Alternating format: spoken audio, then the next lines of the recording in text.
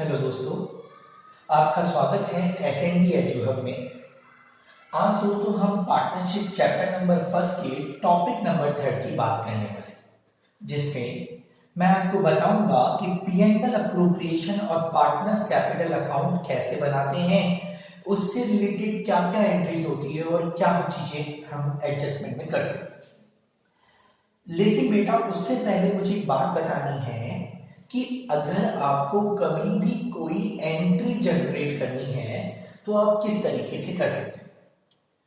तो बेटा मैंने एक बात देखी कि पूरी अकाउंट 4 वर्ड्स पे टिकी हुई है। या तो वो असेट होगी, या वो लायबिलिटी होगी, या वो एक्सपेंसेस होगा, या वो इनकम होगी। तो बेटा अगर आपको ये रिकॉग्नाइज करना आ गया कि असेट कौन सी है, लायबिलिटी कौन सी है, एक्सपेंसेस कौन सा है और इनकम कौन सा है, तो आप एंट्री बनाने में गलती कभी नहीं कर सकते।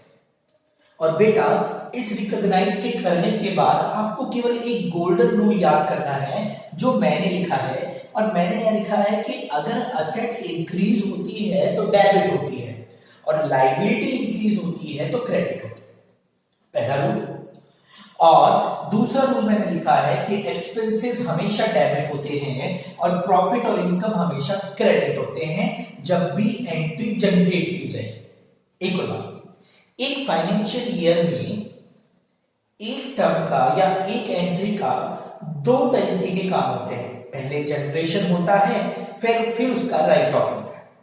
मेरा कहने का मतलब है कि जब हमने पिछले साल 11th में पढ़ा था तो जब हम कोई खर्चा एक्सपेंसेस पे करते थे तो सबसे पहले एक्सपेंसेस पे करने की एंट्री क्या करते थे और फिर उस खर्चे को फाइनेंशियल स्टेटमेंट बनाते समय हम पी&एल अकाउंट में राइट ऑफ कर दिया करते थे।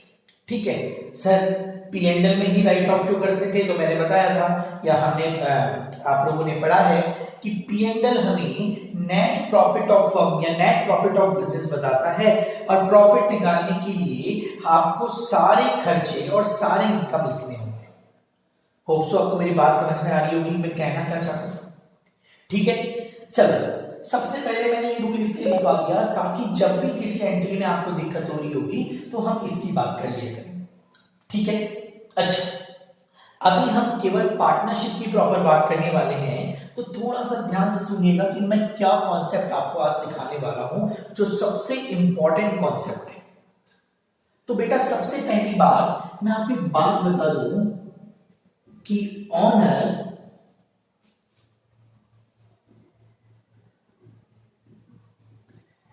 बिजनेस में जो भी चीज लगाता है, इन्वेस्ट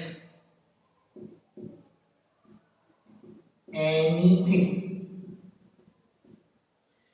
उसे बिजनेस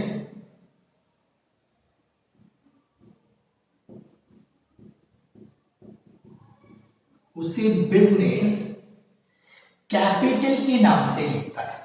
पहले ऑनर कुछ भी चीज एनीथिंग इन्वेस्ट करता है बिजनेस के अंदर तो बिजनेस उसे कैपिटल के नाम से लिखता है। किसके नाम से लिखता है बेटा? कैपिटल के नाम से। ध्यान से सुनिएगा, इसका मतलब ऑनर ने कैपिटल बिजनेस में लगा। सर पार्टनरशिप के केस में जो ऑनर होता है वो हमारे पार्टनर्स हैं और सर जो बिजनेस है उसका नाम होता है फर्म। गौर कीजिएगा, ऑनर मतलब पार्टनर और बिजनेस मतलब फर्म। इसका मतलब सर पार्टनर ने जो भी चीज इन्वेस्ट की होगी फर्म में वो उसकी कैपिटल कहलाई होगी। क्या कहलाई होगी बेटा? कैपिटल कहलाई होगी। ठीक है, अच्छा अब एक इंपॉर्टेंट है, पार्टनर्स या ऑनर बिजनेस से जो अमाउंट निकाल सकते हैं वो अमाउंट हमेशा एक ही तरीके से निकाली जा सकती है और वो निकाली जा सकती है कैपिटल में से।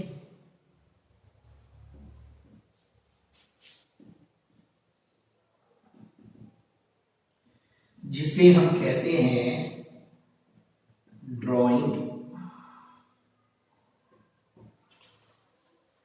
इसका मतलब पार्टनर जब भी बिजनेस से पैसा निकालेगा तो बेटा ध्यान रखिएगा, वो पैसा निकालने को ड्रॉइंग बोला जाएगा और उससे आपकी कैपिटल इफेक्ट होगी, कैपिटल कम होगी। होप सो आपको मेरी बात समझ में आ रही होगी। एक और बात, बिजनेस अगर पार्टनर को कुछ भी देना चाहता है, मालिक है, बिजनेस अगर पार्टनर को कुछ भी देना चाहता है, कोई भी प्रॉफिट बांटना चाहता है, तो याद रखिएगा कि बिजनेस डायरेक्टली पार्टनर को नहीं देगा, बिजनेस उसके कैपिटल अकाउंट में वो अमाउंट ऐड कर देगा। इसका मतलब if anything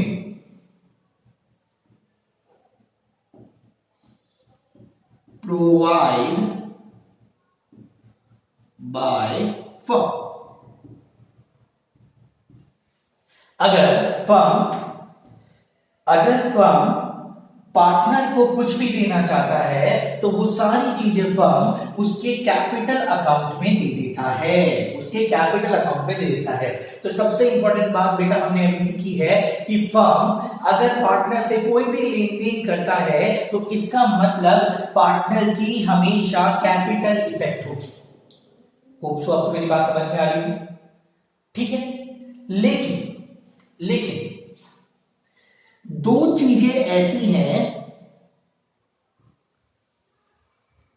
जो पार्टनर को डायरेक्टली देनी होती है, वो उसके ऑनरशिप का पार्ट नहीं माना गया है। गौर कीजिएगा बेटा, मैं आपको क्या बता रहा हूं। दो खर्चे, दो पेमेंट ऐसे हैं जो फर्म पार्टनर को डायरेक्टली देती है और उसे पार्टनरशिप का पार्ट, ऑनरशिप का पार्ट नहीं माना गया। सर वो दो पेमेंट कौन से होते हैं? तो बेटा मैं बता देता हूं, एक पेमेंट होता है रेंट और दूसरा पेमेंट होता है इंटरेस्ट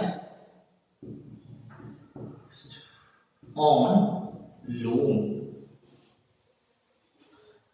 अगर पार्टनर ने फर्म को कोई लोन दे रखा है तो याद कीजिएगा वो लोन, ये जो लोन है वो कैपिटल का पार्ट नहीं हो सकता, ये बिल्कुल सेपरेट पार्ट है। दूसरी बात, अगर फर्म जो है वो ऐसी प्रीमाइसेस में एस्टैब्लिश है जो किसी पार्टनर की है, तो बेटा उस पार्टनर को जो रेंट दिया जाएगा वो भी कभी कैपिटल का पार्ट नहीं माना जाएगा, वो पार्ट हमेशा डायरेक्टली पार्टनर को दे दिया जाता है।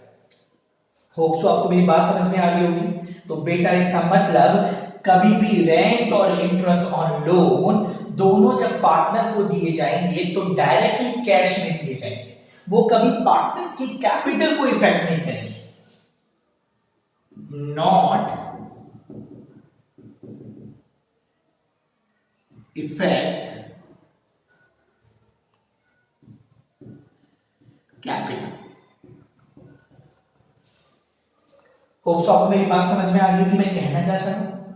ठीक है बेटा, अच्छा सर, इस पूरे चार्ट का एक राम सूत्र बता दूं, एक सबसे इंपॉर्टेंट बात बता दूं तो सर इन दोनों के अलावा रेंट और इंटरेस्ट ऑन लोन के अलावा फर्म पार्टनर को अगर कुछ देना चाहती है तो वो हमेशा किसके बेस पर दी जाएगी बेटा? कैपिटल के बेस पर दिया जाएगा। होप सो आपको मेरी बात समझ में आ रही होगी बेटा। अच्छा सर, ऐसा क्यों है कि रेंट और इंटरेस्ट ऑन लोन दोनों कैपिटल इफेक्ट नहीं करते? तो बेटा एक छोटी सी बात, कैपिटल में वही अमाउंट इफेक्ट होती है जो एज एन इन्वेस्टमेंट लगेगी, और ऑनर बिजनेस से जो भी चीज आउट ऑफ प्रॉफिट लेना चाहता है वो सारी चीजें कैपिटल में जा सकती है। मैंने एक वर्ड यूज किया बेटा, आउट ऑफ प्रॉफिट। इसका मतलब है कि भाई ऑनर को जब प्रॉफिट निकालने के बाद, बिजनेस ने अपना प्रॉफिट निकाला और प्रॉफिट निकालने के बाद जब वो प्रॉफिट डिस्ट्रीब्यूट किया ऑनर पे, that is called out of profit. तो सर इसलिए उस प्रॉफिट को जब डिस्ट्रीब्यूट किया जाएगा, वो चाहे किसी भी वे में दिया जाए, तो सर तब फर्म उसको ऑनर के कैपिटल में ऐड करता है। लेकिन बेटा ये जो दोनों खर्चे हैं, जो दोनों पेमेंट है, रेंट और इंटरेस्ट ऑन लोन, ये दोनों की दोनों पेमेंट चार्ज अगेंस्ट प्रॉफिट माने गए हैं,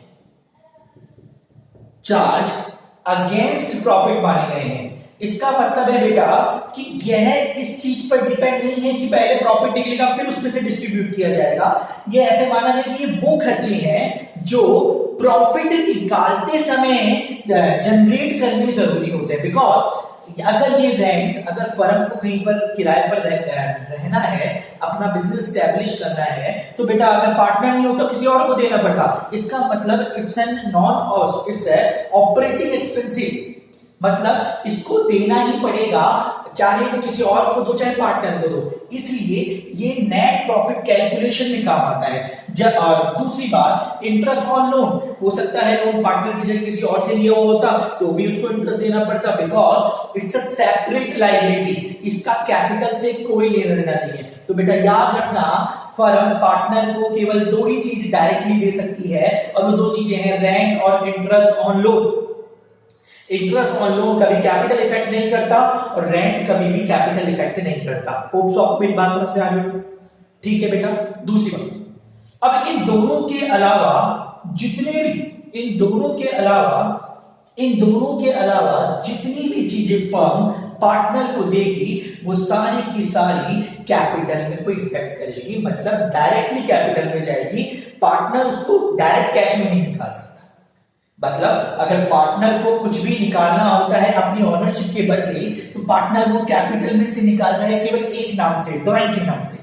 दूसरी बात, बिजनेस को अगर कोई आउट ऑफ प्रॉफिट कुछ भी डिस्ट्रीब्यूट करना होता है तो बेटा वो पार्टनर्स को केवल एक ही चीज में एडजस्ट करता है और वो है कैपिटल। और सर केवल दो ही ऐसे खर्चे हैं, रेंट और इंटरेस्ट ऑन लोन, जो फर्म पार्टनर को डायरेक्टली देती है, because it's a charge against profit, क्योंकि इसे नेट प्रॉफिट कैलकुलेशन के काम लिया जाता है। जबकि बाकी जो चीजें बांटी जाती हैं वो आउट ऑफ प्रॉफिट बांटी जाती है। इट मींस प्रॉफिट कैलकुलेट होने के बाद बांटी जाती है। मेरा पॉइंट समझ में आ रहा होगा बेटा? होप सो आपको मेरी बात समझ में आ रही होगी। ठीक है, चलो एक छोटा सा कॉन्सेप्ट मैंने आपको और सिखा देना है। सर P&L अकाउंट और P&L अप्रोप्रिएशन अकाउंट में डिफरेंस। बेटा बहुत कुछ समझा दिया है मैंने, आपको समझ में आ रहा होगा, और ये सबसे बेहतरीन लॉजिक है ताकि आपका दिमाग बिल्कुल शार्प नहीं चले कि हमें क्या लेना चाहिए और क्या नहीं लेना चाहिए।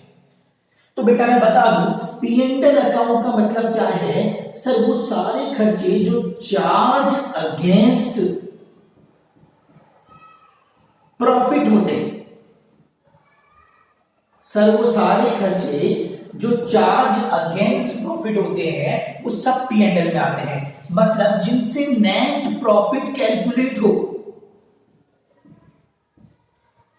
जिससे नेट प्रॉफिट कैलकुलेट हो। और सर P&L अप्रोप्रिएशन, तो बेटा मैं बात बता दूं, अप्रोप्रिएशन का मतलब होता है यूज, डिस्ट्रीब्यूशन। इसका मतलब ये जो P&L से नेट प्रॉफिट आया, यूज ऑफ नेट प्रॉफिट, इस नेट प्रॉफिट को आउट ऑफ नेट प्रॉफिट, इस नेट प्रॉफिट में से जब किसी तरीके का डिस्ट्रीब्यूशन किया जाएगा, अगर कोई पार्ट रिजर्व में रखा जाएगा, अगर कोई टैक्स की बात की जाएगी, अगर कोई ऑनर को पैसा बांटा जाएगा, तो बेटा उस नेट प्रॉफिट में से जो पैसा अमाउंट डिस्ट्रीब्यूट की जाती है वो सारा काम हमको P&L अप्रोप्रिएशन में करना होता है। होप सो आपको मेरी बात समझ में आ रही होगी। Sir P&L account profit calculate करने के लिए किया जाता है और P&L अप्रोप्रिएशन अकाउंट उस प्रॉफिट के डिस्ट्रीब्यूशन में काम किया जाता है जो ऑनर को दिया जाता है। ठीक है, अच्छा सर अभी हमारे लिए जो बेसिकली जरूरी बात है वो मैं बता दूं, जो मैंने यहां पे बात बताई कि सर दो चीजें ऐसी हैं जो चार्ज अगेंस्ट प्रॉफिट पार्टनर को दी जाती है, और सर वो है रेंट और इंटरेस्ट ऑन लोन।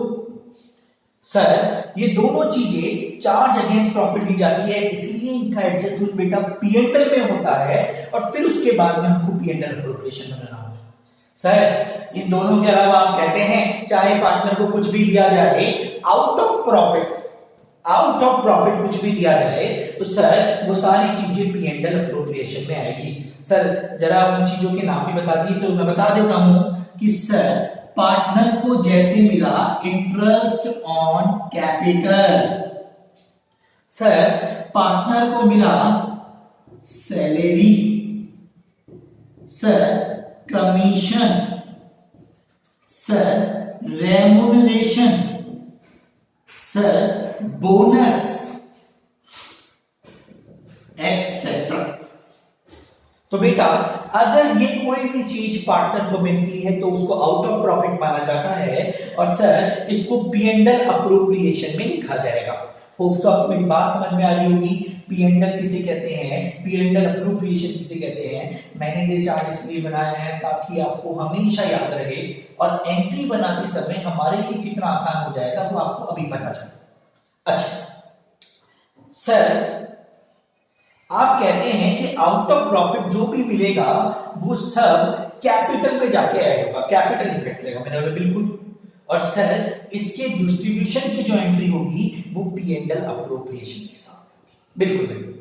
मैं तुम्हें एक बात बता दूं, जो नॉर्मल खर्चे होते थे उनकी पहले हम एंट्री किया करते थे। जैसे मान लीजिए मैंने किसी एम्प्लॉय को सैलरी पे करी तो मैं एंट्री करता था salary account debit to cash, क्योंकि उनको डायरेक्टली मिलती। और फिर बेटा उसे जनरेशन की एंट्री करते हैं जिसमें एंट्री रूल्स लगते हैं और उसके बाद जब उसका राइट ऑफ किया जाएगा तो सर सैलरी जो है वो नेट प्रॉफिट कैलकुलेट करने के काम आती है और net profit P and L में कैलकुलेट होता है। इसका मतलब उस सैलरी को ट्रांसफर किस में किया जाएगा बेटा, पी एंड एल में। अब पॉइंट समझना स्टार्ट करेंगे। इसका मतलब सर अगर पार्टनर को रेंट या इंटरेस्ट ऑन लोन मिल रहा होगा तो पहले जनरेशन की एंट्री करेंगे, लेकिन जनरेशन की एंट्री में भी बेटा डायरेक्ट कैश का नाम नहीं आएगा बिकॉज ये डायरेक्ट दी जाती है। लेकिन इन दोनों के अलावा अगर कुछ भी मिलेगा तो सर वो कैश के बेस पर नहीं दिया जाता। वो सारी चीजें वो आउट ऑफ प्रॉफिट जो भी फर्म पार्टनर को देती है वो सब कैपिटल को इफेक्ट करती है।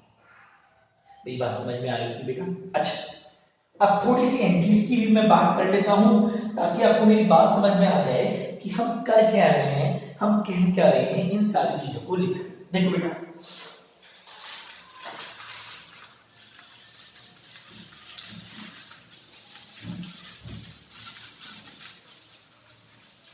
बेटा ये चार्ट आप सामने रखिएगा कॉपी करने के बाद। मेरे पास तो स्पेस इतना ही है तो मैं इसी में आपको बता सकता हूं। तो आपके पास में चार्ट होना चाहिए जब मैं ये चीज बना रहा हूं। सर जनरल एंट्री, गौर कीजिएगा बेटा, मैंने इसको दो पार्ट में बांटा है। जो यहां पार्टनरशिप में काम आने वाली है मैं उन्हीं एंट्रीज की बात करूंगा क्योंकि यहां केवल पार्टनर्स की बात होने वाली है। सर जनरेशन मतलब एंट्री जो जनरेट होने की एंट्रियां हैं जिसमें ये सारे रूल फॉलो होते हैं। और सर राइट ऑफ या transfer,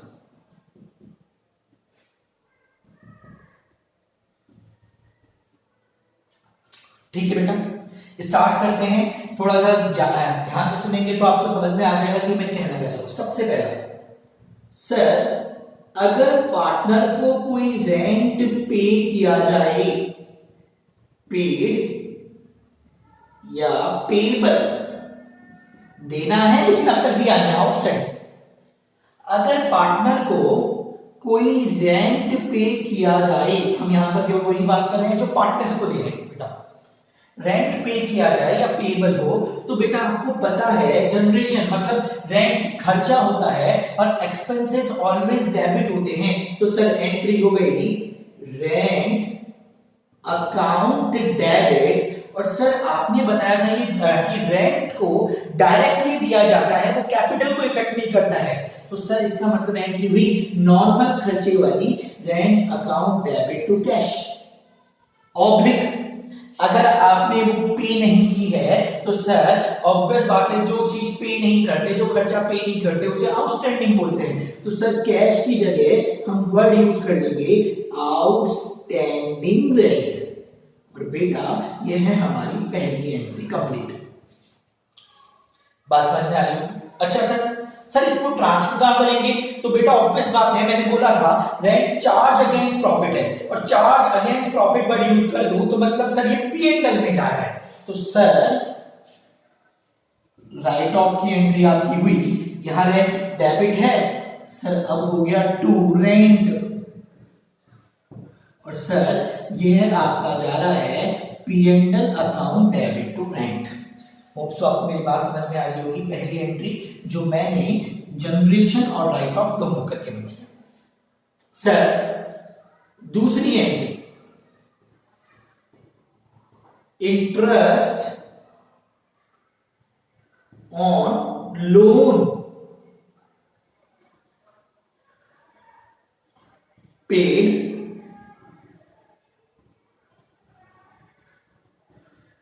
payable.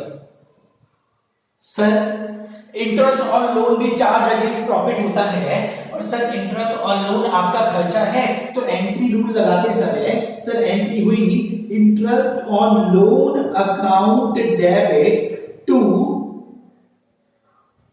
Cash oblique to outstanding interest oblique कुछ लोग इसे लोन में भी ट्रांसफर कर देते हैं यह मानकर कि लोन की जो इंस्टॉलमेंट है, अगर इंस्टॉलमेंट में जा रहा है तो वो इंटरेस्ट सहित पे किया जाएगा, इसलिए इंटरेस्ट को पहले लोन में इंक्लूड किया जाता है। ठीक है सर, अगर इसके राइट ऑफ की बात करूं तो sir interest on loan charge against profit होता है और सर जो भी चीज चार्ज अगेंस्ट प्रॉफिट है उसे सर P&L में ट्रांसफर करते हैं।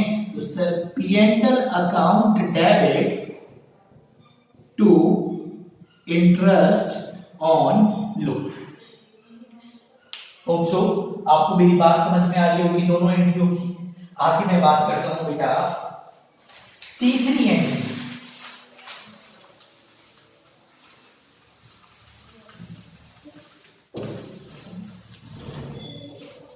Third, if any salary, interest on capital, bonus, commission, remuneration to partners।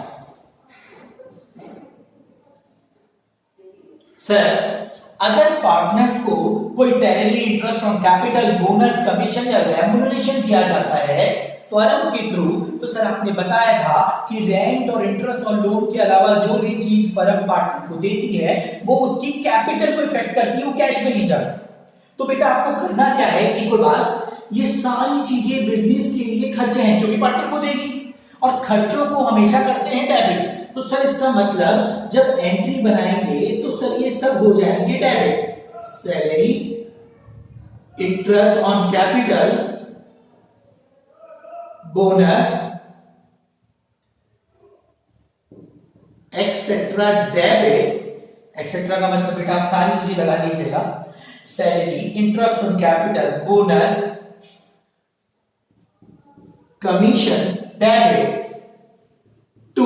अब मैंने बोला कि अगर पार्टनर को कुछ भी ऐसी चीजें दी जाए तो सर वो डायरेक्टली कैपिटल को इफेक्ट करते हैं। तो बेटा यहां कैश की जगह हम लिख देंगे टू पार्टनर्स कैपिटल अकाउंट। बेटा आपको मेरी बात समझ में आ रही होगी कि ये जो चीजें दी गई हैं वो डायरेक्ट कैपिटल में ऐड होती है, इसलिए कैश में डायरेक्टली ना ट्रांसफर होके उसे लिखेंगे टू पार्टनर्स कैपिटल अकाउंट। हमेशा कैपिटल को इफेक्ट करेगा अगर फर्म पार्टनर को कुछ भी देना चाहती है दो चीजों को छोड़कर, रेंट और इंटरेस्ट ऑन कैपिटल। अच्छा सर ये जो भी चीजें दी जा रही है वो आउट ऑफ प्रॉफिट बांटी जा रही है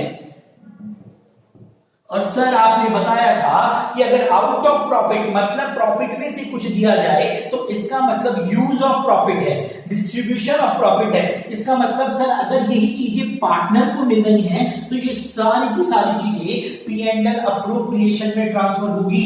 तो सर एंट्री आपकी हो गई P&L appropriation account debit to interest on capital, salary,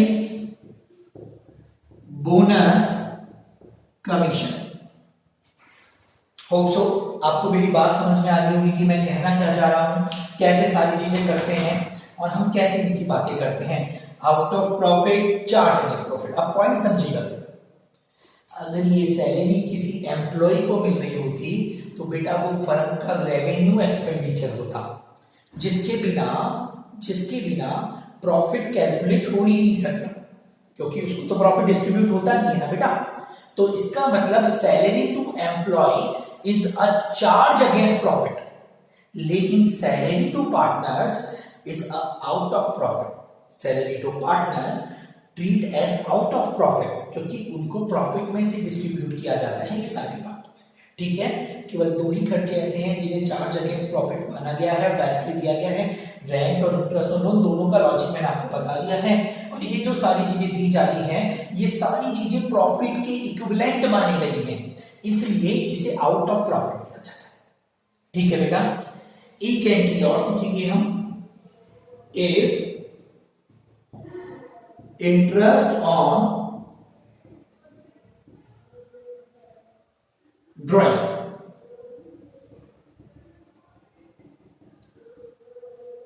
charge. Sir अगर interest on drawing firm charge करती है, ऑब्वियस बात है बेटा, interest on capital firm partner को देगी बिकॉज पार्टनर ने कैपिटल लगाई। लेकिन अगर पार्टनर कुछ पैसा निकाल लेता है तो कई बार फर्म उससे कोई इंटरेस्ट चार्ज करती है, that is called interest on drawing. और बेटा ऑब्वियस बात है, अगर फर्म चार्ज करेगी, एक और बात मेरे को अभी याद आ गई, हमेशा याद रखना बेटा, हम जो भी पढ़ रहे हैं वो सारी ट्रीटमेंट, वो सारी एंट्रियां बिजनेस के लिए कर रहे हैं, फर्म के लिए कर रहे हैं। हमें केवल फर्म से लेना देना है, अपने आप को पार्टनर नहीं मानना है, अपने आप को फर्म मानना है, तभी आपकी एंट्रीज एग्जैक्ट परफेक्ट हो। तो बेटा जब firm interest on drawing charge करेगी तो इसका मतलब सर फर्म को प्रॉफिट मिलेगा, फर्म को पार्टनर्स देने पड़ेंगे, मतलब पार्टनर्स फर्म को इंटरेस्ट देंगे। और सर अगर पार्टनर्स फर्म को इंटरेस्ट देंगे तो फर्म के लिए इंटरेस्ट ऑन ड्राइंग इनकम है, और इनकम या प्रॉफिट हमेशा क्रेडिट होते हैं। तो सर आप करेंगे to interest on drawing, to interest on drawing. और सर आपने बताया था कि चाहे कुछ दे चाहे कुछ ले, वो सारी चीजें कैपिटल को इफेक्ट करती है। तो बेटा एंट्री हो गई partners capital account debit to interest on drawing. Hope so आपको मेरी बात समझ में आ रही होगी। अच्छा बोलोगे sir drawing, interest on drawing तो ड्राइंग पर निकलता है। मैंने बोला बेटा निकलता है, लेकिन तुम एक बात उस चार्ट में पढ़ना, वो ड्राइंग भी कैपिटल में से निकलती है। इसका मतलब ड्राइंग के सारे इफेक्ट पार्टनर्स कैपिटल में ही होते हैं, आपको उसको अलग से पढ़ने की जरूरत नहीं। तो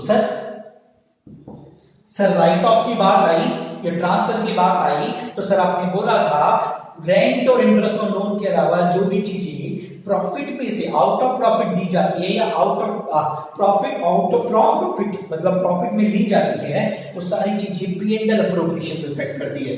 तो बेटा यहाँ इंटरेस्ट ऑन ड्राइंग क्रेडिट है, राइट ऑफ या ट्रांसफर की एंट्री में डेबिट हो जाएगा। तो सर एंट्री हो गई interest on drawing account debit to P&L appropriation.